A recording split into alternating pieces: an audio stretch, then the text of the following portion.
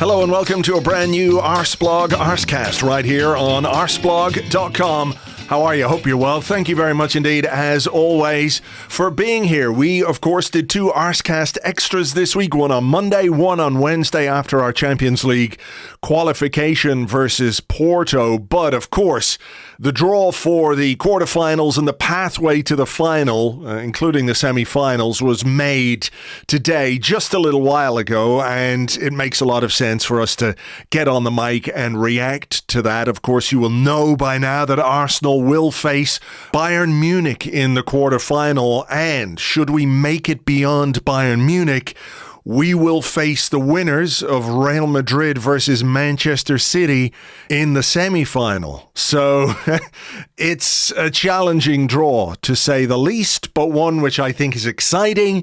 There's a lot of possibility in there for Arsenal. The chance for perhaps a little bit of long-awaited revenge against the Bundesliga giants. And beyond that, well, who knows who'll come out on top in the other quarterfinal, but it's going to be a very, very difficult and challenging pathway to the final. But isn't that what it's all about? So, with me to discuss the Champions League draw and the other bits and pieces going on since our win over Porto, it's Lewis Ambrose. Hello, Lewis. Hello, Andrew. How's it going? It's going all right. How familiar did that feel? The Champions League draw being made and the name Bayern Munich coming out alongside Arsenal's. I think I saw somewhere that we have met them 5 times in our last 6 Champions League campaigns. So there's something that's connecting these two clubs in a way that's a bit unusual. Yeah, it certainly feels familiar. I was waiting for the path to the final to somehow include Olympiacos as well along the way, but obviously not this time around. Yeah, it's familiar in terms of city and opponent and badge, but maybe not so familiar in terms of the Arsenal that Bayern Munich might expect, and maybe the Bayern Munich that Arsenal can expect as well, I think. Yeah. Tell me about Bayern Munich this season, because you resident in Germany and keen watcher of the Bundesliga, you have a lot more knowledge about what's been going on there this season. And I just had a quick look at their results. I had a look at the Bundesliga table. Obviously, they're 10 points behind Bayer Leverkusen. That is not a familiar situation for Bayern Munich to be in, but it's also not a familiar situation for Bayer Leverkusen to be in. They're having an extraordinary season. So how much of, what the Bundesliga tells us is about Bayern being bad, and how much is about Leverkusen being absolutely brilliant? Yeah, I think that's the key thing, right? You look at the league and it's 11 years in a row that Bayern have won the league, and it's very easy to maybe see somebody else top of the league and think Bayern are therefore terrible and doing terribly. They're sort of doing as well as they've done last season and a couple of other seasons as well in that 11-year run of winning titles. They just haven't come up against a side that has gone 25 games now unbeaten in the league by Leverkusen. 21 wins and 4 draws. Bayern are still, they aren't maybe quite the demolition machine they were when we met them and invariably lost 5-1, but they are still a good team, a strong team, and somebody to be feared. I think there's an element of a corner being turned in recent weeks as well, since the announcement that Thomas Tuchel would be leaving at the end of the season. He almost nodded to it himself. He did an interview with Archie Rintut, who I know has done the Arsecast before. Yeah. A few weeks ago, and Archie, after the first game that they'd played, after the announcement that he'd be leaving at the end of the season, Archie asked him what that week had been like for him and if anything had changed, and Tuchel kind of smiled and was like, nothing's changed in terms of the professionalism and doing the job and wanting to win, but now I can make decisions, and come the summer, those players aren't my problem anymore if they don't like the decisions I make. And since then, Joshua Kimmich has not played in midfield, but at right back when he's played, and Thomas Muller's come back into the side and started every game, and it feels a little bit more like maybe Tuchel hasn't had to worry about the politics of a big club and a big squad and keeping people happy, and is more able to pick the team that he just thinks might win the game and not worry about any of the noise around it. And Bayern, the last few weeks, have played really, really well. They lost in Rome and were awful against Lazio in the first leg of their round of 16 game, and then absolutely battered them and won 3-0 in Munich. They won 8-1 at the weekend against Mainz. So, I think it's easy to look at the league table, see that gap to Leverkusen and think, okay, we're not facing the same Bayern anymore.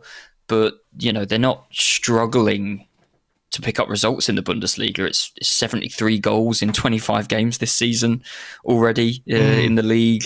Harry Kane's on course to become to have the most prolific season in Bundesliga history in his first year with the club. And I think when you look at the points tally, we're still comfortably over 2 points per game, and 2 of their defeats out of 4 have come to the Bayer Leverkusen side that are beating absolutely anybody with some ease under Xabi Alonso. Yeah, so it is a case of this is not the Bayern Munich that we had such traumatic experience of in the past, but it's still, very strong side, lots of danger in it. You mentioned Thomas Muller. Here is his reaction to the Champions League draw. And it's Arsenal. Kai Havertz, my friend, I am waiting for you. Now it's a nice draw. Two very good teams, 2 very good stadiums, 2 very good cities. It will be tough, but I'm always positive. See you, Gunners. So obviously he was recording in his local Sternbox or whatever you call it over there. But yeah, a fairly like Thomas Muller has annoyed me a lot over the years, and that was a fairly magnanimous reaction to that draw. I suppose when you're that experienced, you don't want to wind anyone up. You certainly don't want to give Mikel Arteta any ammunition. Above and beyond the lads, look at what happened last time. We've got to make it better this time around. But I mean, is he sort of an example of kind of the challenge that Arsenal are going to face in maybe much the same way as we did against Porto? That we all believe in the quality of this Arsenal team, and I think this Arsenal team is making excellent progress. But in Europe, the game is different. Your experience of this competition is absolutely an advantage. And Bayern have plenty of that in this competition, in this tournament, down the years. Lots and lots of experienced players, and there's a sort of rawness, if you like, in European terms for Arsenal. Yeah. I think so. I think that's something, obviously, for us to overcome and to build on and learn from over the next couple of months, but also in the coming years. We've not been at the top table of European football for a long time. And we saw against Porto, sometimes you're going to have to eke out a result. Sometimes you might start to struggle with the opposition, with the ref, and all of these things, they come with time and with experience. And I think with the confidence and knowledge that you belong there as well. And Bayern don't lack any of those things, especially with Thomas Muller, especially with Manuel Neuer in goal, Kimmich, Goretzka.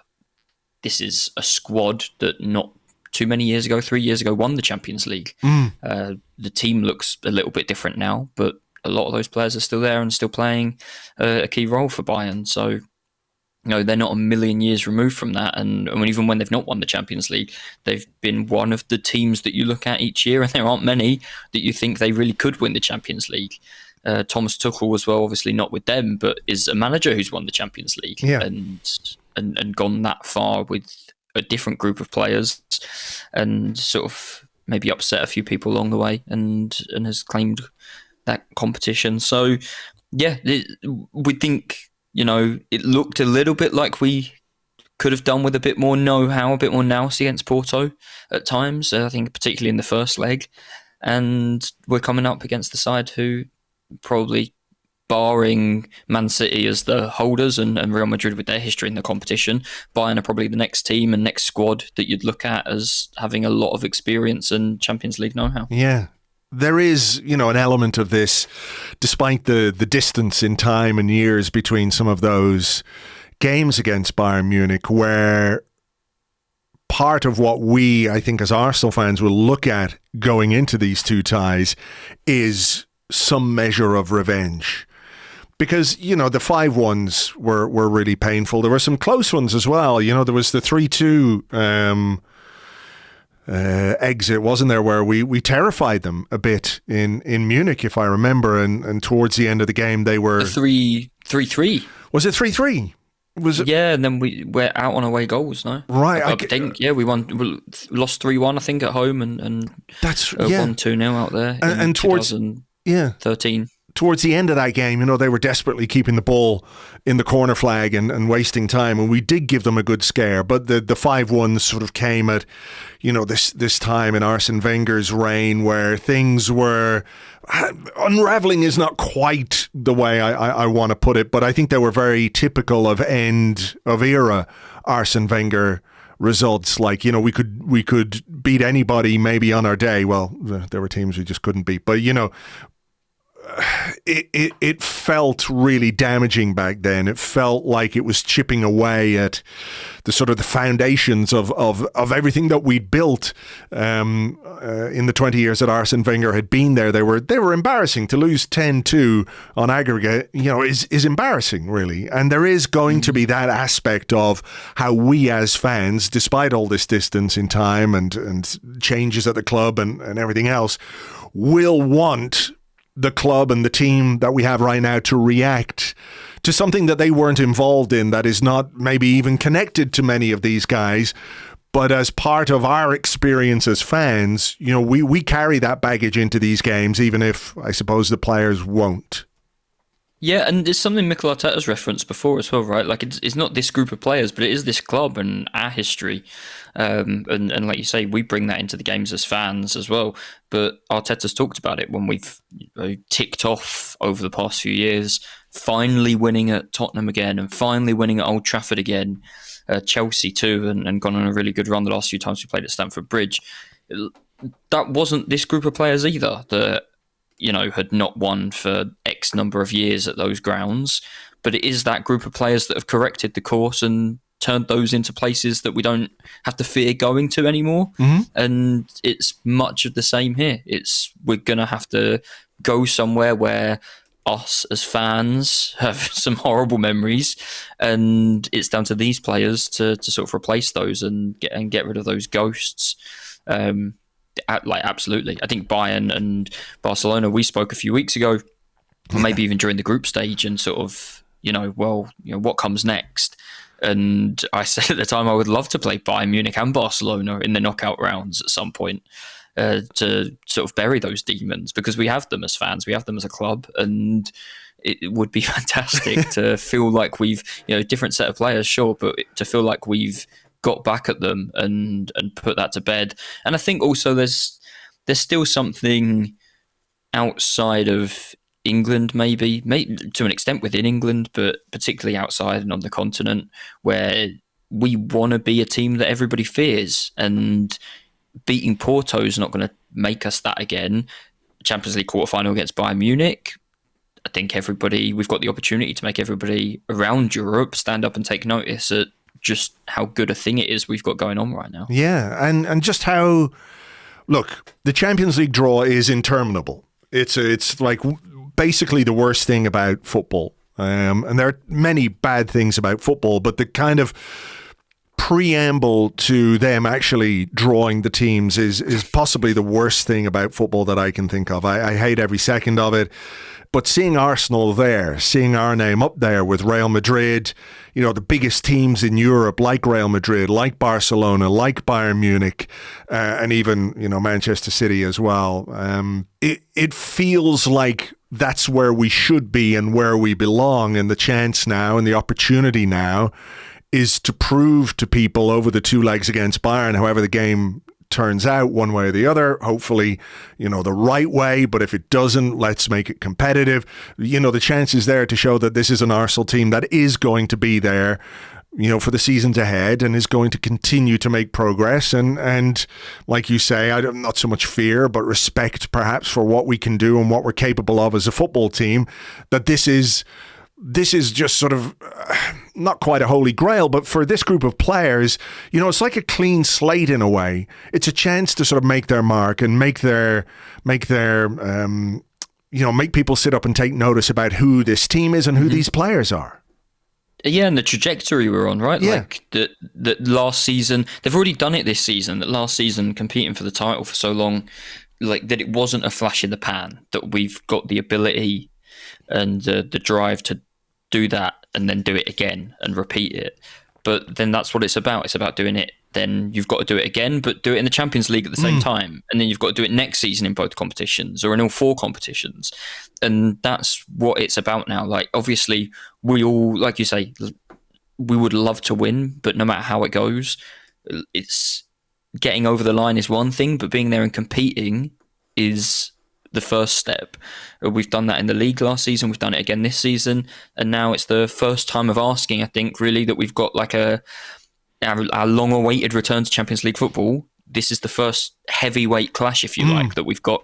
And it's time to send a message to everybody that we're not here to make up the numbers like maybe we were in some of our last few campaigns in the Champions League, but we're here to scare every other team in the competition and to compete for the trophy at the end of the day. Because, there was an expectation, I think, that Arsenal would beat Porto, on paper. This is like if Arsenal hadn't been beaten Porto, you can be sure that the papers, would have been full of Arsenal fail in Europe again, Arsenal shame, terrible Arsenal are this, that and the other, had we not beaten Porto. So there was this expectation, but you're right, this is like a heavyweight clash. This is the sort of encounter that I think, when you think about the Champions League and when you think about the big games and the excitement that you can experience, I'd absolutely take a run to the final where you don't play anybody of substance, but that's not the reality of what European football is these days. It's very rare that any kind of, in inverted commas, small club is going to get to this stage of this competition just because of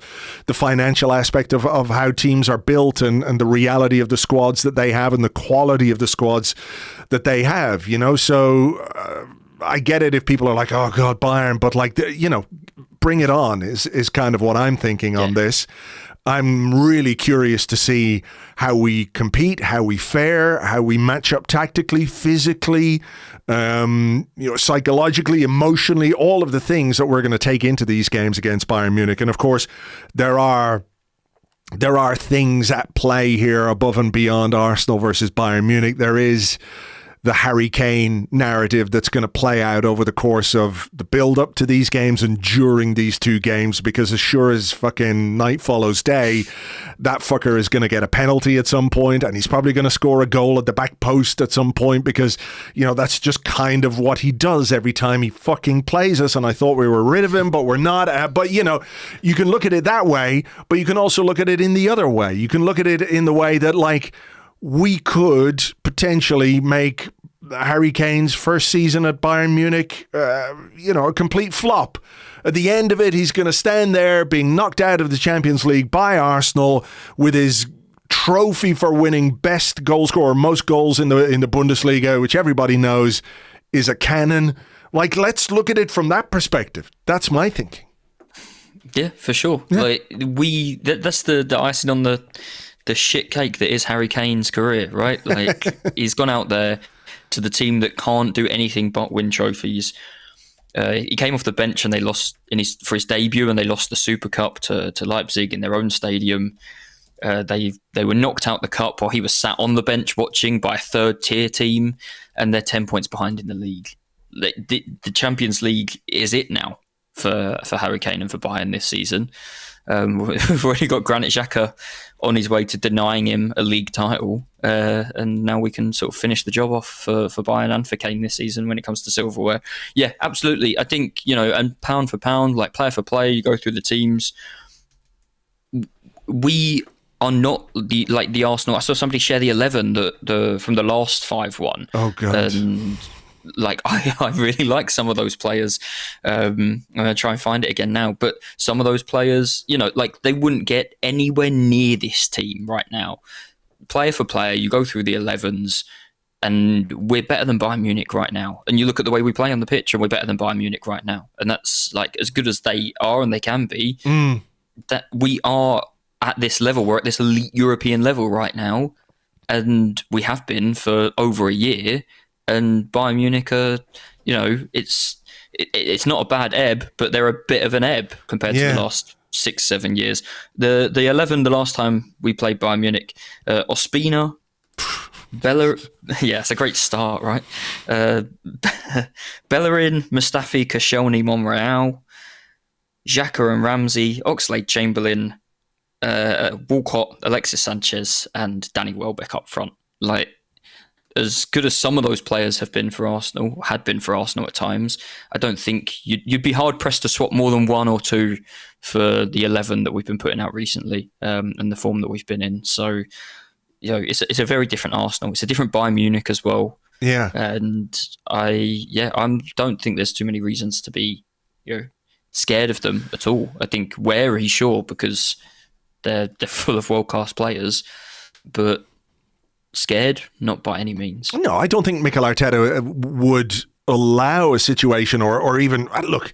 Mikel Arteta has built a team that shouldn't really be scared of anybody. Respectful, yes, absolutely. Cognizant of the strengths of the opposition, individually and collectively, for sure.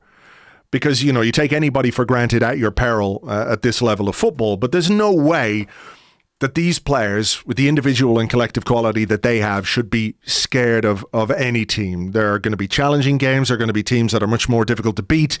But as soon as you go through some of the previous teams and like some of those players, I'm not going to say that they were scared, but are they the kind of, would you bet your life on them turning up with a performance for you when you absolutely need it? Not really. Whereas this current Arsenal team, there's a strength of will and character pretty much from front to back that would make you feel a lot more assured about their ability to produce a performance and get a result. So, yeah, I have to say I'm looking forward to it. One aspect of this, which is quite interesting, is the fact that Bayern Munich will not be allowed to have any fans for the game at the Emirates. They have been banned from traveling for one game because of, I think, pyrotechnics or something like that. Fireworks. They threw fireworks on the pitch against their games in Copenhagen and at Lazio. There were pyrotechnics involved, and UEFA have given the away fans a one-game ban. Right. So nominally, they will not be allowed in the Emirates. I'm sure that there will be some of them somewhere sneaking in, creeping around in their lederhosen and what have you. But easy to spot Bayern fans notoriously. Exactly. They'll be holding tankards of beer and wearing lederhosen. That's how you identify them. But it is a bit of an advantage because Arsenal can sell another, 3,500, 4,000 tickets? Like the entire 60,000 in the Emirates, beyond perhaps some of the corporate seats will be Arsenal fans, and as a chance to sort of create an intimidating atmosphere, a lot of noise. It is, I'm not going to say it's huge or anything like that, but if you're looking for little tiny percentage things that you can take advantage of, I think that is an interesting aspect of this tie. Yeah, personally, I'd always rather play the second leg at home and have that home crowd for, if you need to turn things around or just get yourselves over the line. I think that can be really, really important in these ties. On this occasion, with 60,000 Arsenal fans and not a Bayern fan in sight, I think that's got to be looked at as an opportunity to put the tie to bed. If we start well and start on the front foot and get ourselves going really early, the Emirates should be. You're confident. Well, but you know what I mean. Like, the Emirates should be absolutely rocking. Oh, it will be, but to what extent does that allow us to put a team like Bayern Munich to the sword? Like, if only we had some fans here bemoan the Bayern players after the game, 6-0 down after the first leg. I just think without any fans at all, I think the momentum, if we start fast and start well and get ourselves ahead in the game, I think the players should take so much from that and take so much energy from the crowd. And I think it's an opportunity to give ourselves a really, really good result. I think it's an extra opportunity to give ourselves a really, really good result that we take to Munich. Not 5-6-0 necessarily, although 5-1 would obviously be quite fitting. But, a 2-goal or 3-goal lead to take to Munich would be absolutely enormous. We've all seen, we've all experienced this season so far how good we are defensively, and especially in these big games.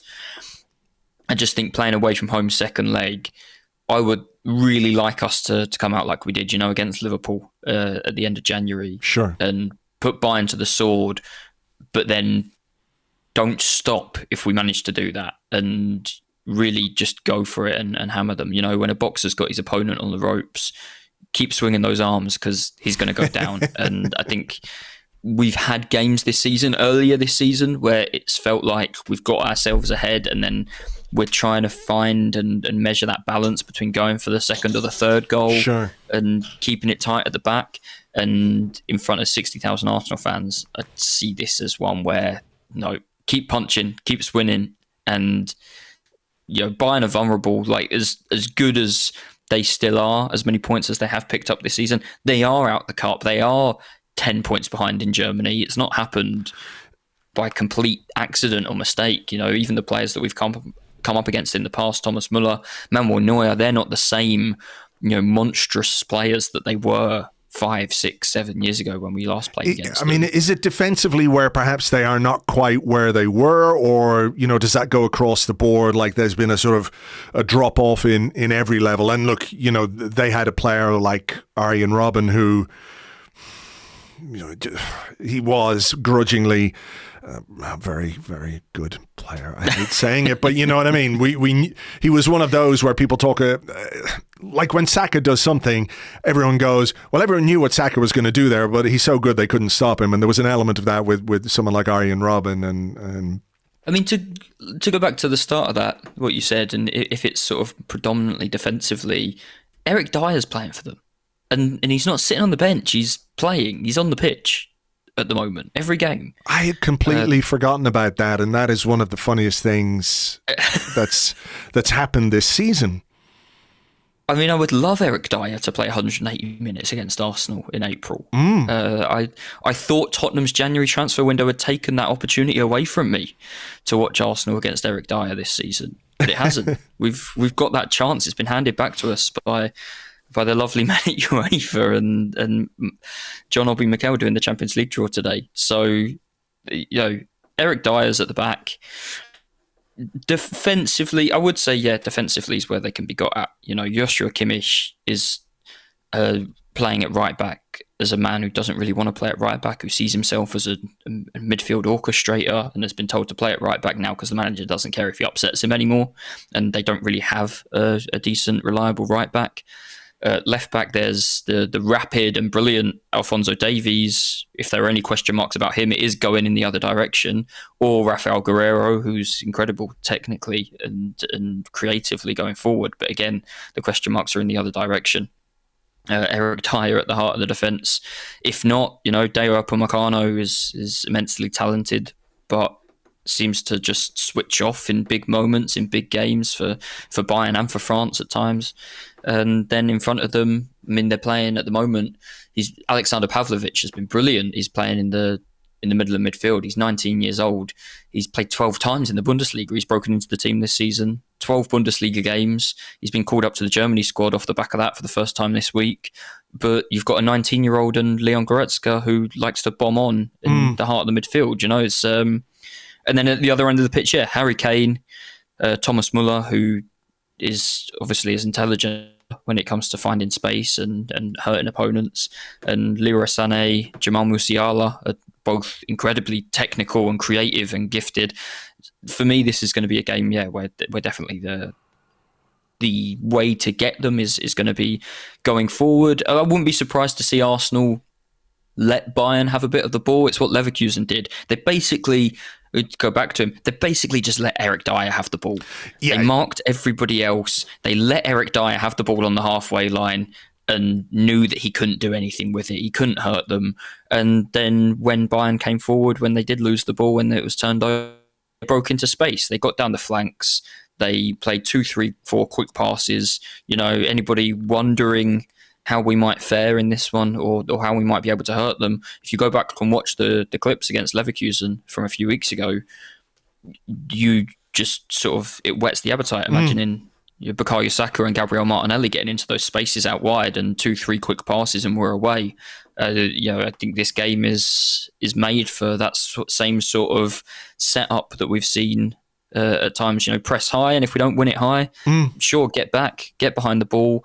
They maybe don't have it in them to break us down if you make sure the right players are the ones that are on the ball as much as possible, and then break quickly and into space and hurt them. Yeah, it's going to be certainly interesting. Mikel Arteta calling up his old friend Xabi Alonso, his Basque compatriot, who of course is top of the table with Bayer Leverkusen, and Kai Havertz, former Leverkusen man, will be scoring the goals to knock Bayern Munich out of the Champions League. So lots to look forward to from an Arsenal perspective here. So a lot to look forward to, for sure. A lot to look forward to. The draw itself, the rest of the draw, of course, is interesting too. On our side, because the semi-finals are predetermined, on our side of the draw, if we get through against Bayern Munich, we will be facing the winner of Real Madrid versus Manchester City. Now, I don't want to play Manchester City. I'd much rather play Real Madrid, just because I'm not saying that Real Madrid would be easier. Their pedigree in this competition is unbelievable, but I would rather play Real Madrid than Manchester City. That disclaimer came too late, by the way. Like, it will already be on the front page of Marca tomorrow. Prominent Arsenal fan says, "Bring on Real Madrid, they're rubbish." Well, look, if that's what ends up on the front page of Marca, then they've got some pretty substantial problems, I would say. But you know where I'm coming from with this one. Is sort of like, let's have this sort of epic tie between Manchester City and Real Madrid that somehow saps the energy of every single player in Sky Blue. But, I just really dislike facing English teams in European competition. The familiarity of it, the sort of the close to homeness of it. There's just something more exciting about playing a team like Real Madrid, and obviously their history in this competition and their history in European football is second to none. So I would love to see that, but that's going to be an absolutely fascinating 2 games between those 2 teams as well. It is. With, like you say, we've been put on the easy side of the draw. Definitely, I think probably you'd say Real Madrid and Man City are the 2 teams that you would have as the 2 favourites, alongside maybe us, if you'd put us there as well for the competition. So, I mean, my first reaction when the quarterfinal came out was, if we do go through, if we do get past Bayern, it's quite nice that Man City and Real Madrid, one of them will be knocked out for us. That was obviously before the semi-finals were drawn, and it turned out we'd have to play the winner of that tie for sure before potentially a final. It's, like you say, as draining as possible, as many cards as possible, extra time, please. Put Man City through the ringer in both of those legs. They play, it's not I know they've got Luton at home sandwiched between those 2 legs, which is maybe not what we'd have hoped for, but before going to Madrid, they've got Crystal Palace away, and after the second leg in Manchester, they're away at Tottenham. So in terms of the title race too, those are not friendly fixtures to have either side of your Champions League quarterfinal against Real Madrid. I don't think it'll be interesting to see how they do in the league as well as in the Champions League ties, and it's not the worst way that it could have fallen for us. I suppose the thing is, people will look maybe on paper, it's Manchester, it's Crystal Palace and it's Luton, but I suppose those 2 teams will be looking at the draw and thinking, well, if there is maybe a little bit of an opportunity for us here, if they've got half an eye on their Champions League games, which, I think is maybe a little optimistic from our perspective, but, if we can raise our level a couple of percent, and if they're sort of half distracted by 1%, it might give us a better chance to get a result. Away at Crystal Palace is never that easy, as we know. Man City at home versus Luton, ordinarily you would expect them to win that game fairly easily. I think they probably will, but they will also probably rest some players for that game. So it might give Luton a chance. We'll wait and see, but it'll all play out before our very eyes. The other side of the draw, of course, is PSG versus Barcelona. Again, two quite interesting games, flawed teams, you would say, both of them, but potentially exciting ties ahead. And Atletico Madrid versus Borussia Dortmund. I mean, with your affinity for Dortmund and your Dortmund hat on, is that an all right draw? How do you think Dortmund will fare against Atletico, who we know play a very specific way under Diego Simeone? Is it going to be a case of this is going to be like Arsenal versus Porto, but heightened? Yeah, maybe a little bit. Yeah, I don't think Dortmund are having a particularly good season, and I don't think they could have asked, with the 7 other teams remaining, I don't think they could have asked for a much better draw than that. And I think all 4 of those teams on that side of the draw, if Inter had gone through against Atletico the other night, I think you'd be thinking of them as big favourites to make it through all the way to the final. With that side of the draw, the way it's gone, you've probably got, obviously Barcelona have lofty ambitions and high ideas of themselves, but you've probably got 4 teams realistically who aren't really, you wouldn't say necessarily good enough to be in a Champions League final this year, and they've been handed a path which gives them all a sort of a realistic opportunity of getting that far, which personally I think is good as a, if you take a step back from the Arsenal perspective, I think it's good to have a draw where you might have, a less familiar name or a less obvious name going all the way and reaching the final. So in that sense, the draws turned out quite nicely. And I think it's probably given us as well, you said flawed sides, Barcelona and PSG. I think you could say the same for sure about Dortmund and about Atletico Madrid this season. You've got 4 or evenly matched quarterfinals, I would say, that will probably produce a lot of interesting, tight football matches. Yeah, I'm looking forward to it, I have to say. And, I'm sort of invested in the Champions League again very quickly because, for the last number of years, we haven't been in it. And even when we were in it and going out in the round of 16 on a regular basis, it was hard to sort of continue your... Like, I would just sort of go, fuck it, I don't really care. Obviously from a footballing perspective, you watch the games or, but it's like, who gives a shit? Whereas this time around, I'm really excited to see all of these games and see where the draw takes us. So I guess that's just part and parcel of being back where we are, and hopefully we can give a good account of ourselves. Edu, the Arsenal sporting director, said we have to dream because of the way we play, the moment we live. Why not? We know we'll play against a team that's experienced with spectacular players, but we are in a good moment to face Bayern. So it's all ahead of us. Okay, let's pivot slightly to the other big story of the week, which beyond Arsenal qualifying for the quarterfinals of the Champions League, which we've discussed, is the contract extension signed by Ben White, which is going to keep him at the club until he's 30 or 31 or something like that. But not unexpected news. We were all pretty much well aware that this was going to happen, but fantastic news because he is a fantastic player. And I think, at 26 years of age, still at a point where his best years are well and truly ahead of him. For sure. I think we've seen each season, is it 3 seasons now of Ben White at Arsenal? I think we've seen a better Ben White every single season that he's been at the club so far. Long may that continue over the next few years. He's, as excellent as a centre-back, probably even better now as a right-back, fit all the time. I think even go back to his season at Leeds, he plays pretty much every single game. I watched a video actually of a guy, I don't know, it was doing the rounds last week. It was a Leeds fan who did a little video where there was a TikTok or something like that around the time that we signed Ben White, and there was all this like, Ben who? How much? And he did this video saying, because who was it they lost? I think he... came in to replace Pontus Jansson, that's right, who was like a stalwart for Leeds. He went to Brentford. They brought Ben White in on loan to play. Not only did he play every game that season for Leeds. He played every single minute of every single game that season. And he was saying, look, I understand there'll be people saying, who is this guy? How much have Arsenal paid for him? But wait till you see him play and you will understand why Leeds fans hold him in the high regard that they do, and you know, the potential that he has to develop into the kind of player who will make that transfer fee look like chicken feed. I'm paraphrasing here slightly, but that was the gist of his video, recorded just as he signed for Arsenal.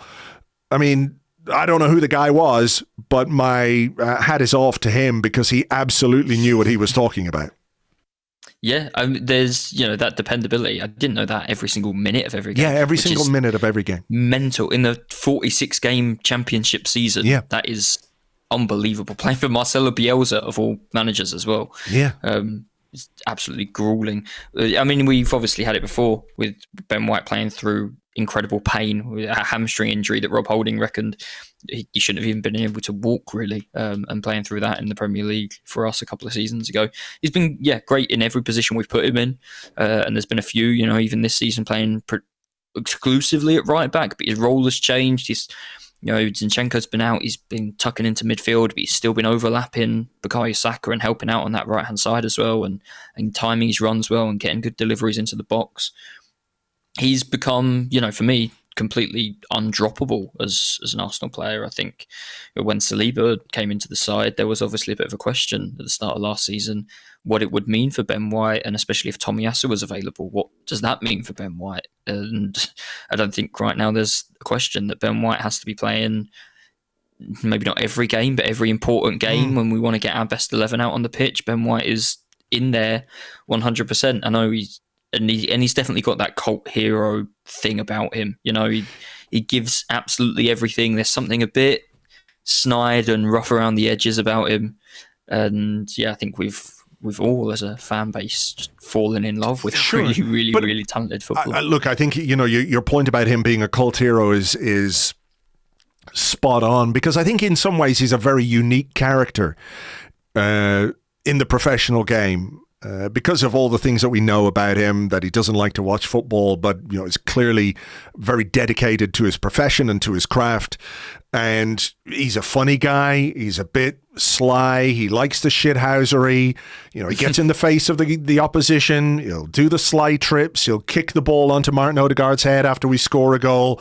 All of these kind of hilarious, funny moments that are just part of why we all love him, and regular listeners and readers to Arseblog will know that I'd fucking build a shrine to this guy because I really like him that much. But part of why I think that stuff is why we connect with it and why it is so endearing is that he is a fucking brilliant footballer, and I do wonder if maybe that other stuff not overshadows it, but means he doesn't quite get the credit he deserves for what he does on the pitch. And I wrote about this in the blog today, where there's a lot of discussion about the platform that Arsenal have with William Saliba, Gabriel and Declan Rice as this kind of spinal element to our team. And undoubtedly that is true.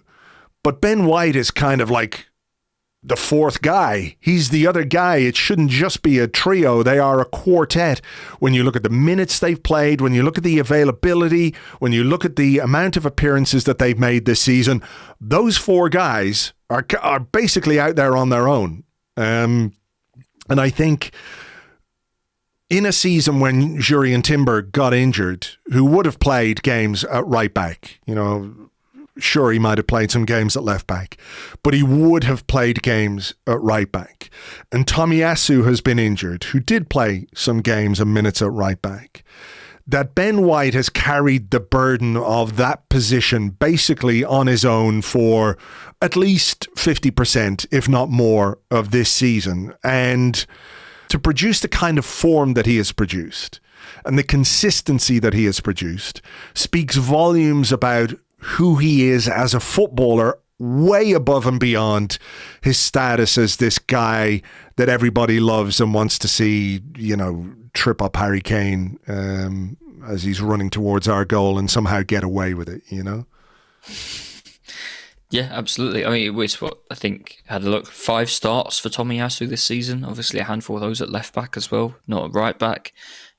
Like you say, we've lent heavily on Ben White, and it looked before Christmas like he was physically feeling that burden. But since the break in January, he's come back and played maybe the best football of his Arsenal career to date. Yeah, the other stuff is obviously a bit quirky and overblown. He doesn't watch football and all of that, and is Benjamin, not Ben, and all of that stuff. I think when you don't watch Arsenal every week, it helps. It helps you, the overshadowing of Ben White, but we all know how excellent, how valued he is. And I think, when you're saying there, Gabriel and Declan Rice and Saliba as that triangle at the back of the team, and how strong they are, the foundation they give us to play. I think if you cast your mind back 20 years, the last time probably Arsenal had a team at this sort of elite level, and the last time we won the Premier League. And if you go through the first 11 there are players that do sort of get forgotten. And, you go forward and it's Henry and Bergkamp and Pires and Vieira in midfield, and maybe Freddie Ljungberg becomes a little bit forgotten or a little bit underappreciated. Even for my money, because Vieira and Bergkamp and Henry were there, Pires is undervalued for the highly world-class player that he was. He probably doesn't quite get enough love and appreciation that, if he'd have been playing in different Arsenal sides, he would have been the best player in them by an absolute mile. Not for me. The last Not 15 for me. years. Well, yeah, no, but he would have been. No, in the I last agree. 15 I agree. Years, like everyone would have agreed on it, right? Like, oh, this guy, he's head and shoulders above. And back then, because of his teammates, it wasn't. And the same at the back, Campbell and Cole, and then Toure and Loren. Maybe Toure a little bit more over time, appreciated, but then Loren is the one who obviously does get forgotten, and as part of that massive part of our success in that back four. Ben White's sort of in that area right now, where if he'd have been playing for Arsenal a few years ago, everybody outside of Arsenal maybe would also see how good this guy is. Whereas right now, he gets mentioned last week against Brentford because he got 2 assists, but most weeks he doesn't get assists, and he's still 8, 9 out of 10. It's just not so easy to see when you don't watch us every week. Well, that's true. It is great news, and I think he's going to continue to be a huge player for us over the coming years. And look, the idea, once Jurrien Timber gets fit, that there might be a bit of timeshare at right back. Maybe there will be. But I also think we have to stop thinking in these sort of binary terms about, like, once a player plays a few games in a position, we immediately discard whoever was there first. We have to build a squad. We have to build a squad who can compete across multiple competitions. I think we still have some way to go in that regard. And, what Ben White can give you at right back, also at centre half, what Jurrien Timber can give you at right back, at centre half, at left back as well. This is going to be a continual part of how Arsenal develop and get better over the coming years. So it's brilliant news. I mean, the other aspect of this, or the other part of this that's been in the press is the England stuff, and he made it known he didn't want to be considered for selection for England. Gareth Southgate had some comments this week saying he didn't really know why, which of course we all know is complete bullshit. Gareth Southgate knows it's complete bullshit. Everybody knows it's complete bullshit, but I suppose he can't really come out and say, well, he had a big falling out with my assistant and he doesn't want to play for England while that guy is there, or maybe while I'm there. I guess he can't say that out loud.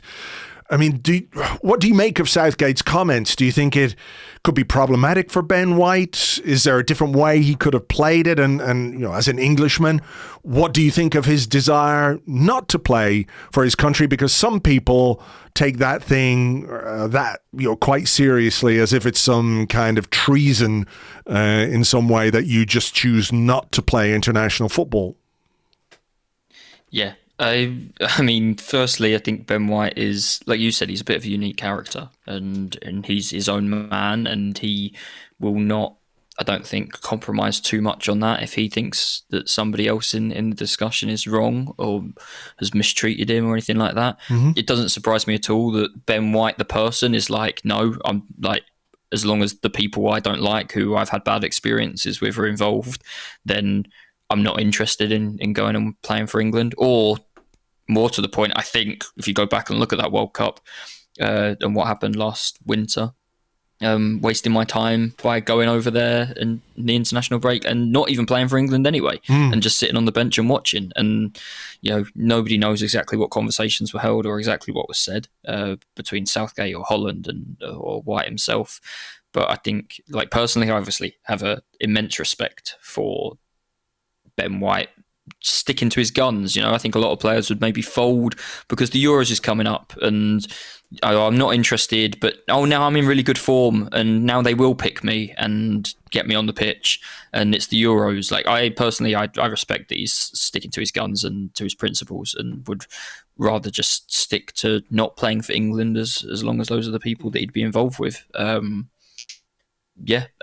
I think if Gareth Southgate isn't the England manager come the end of the summer, I think Ben White will be playing for England come September for sure. Maybe.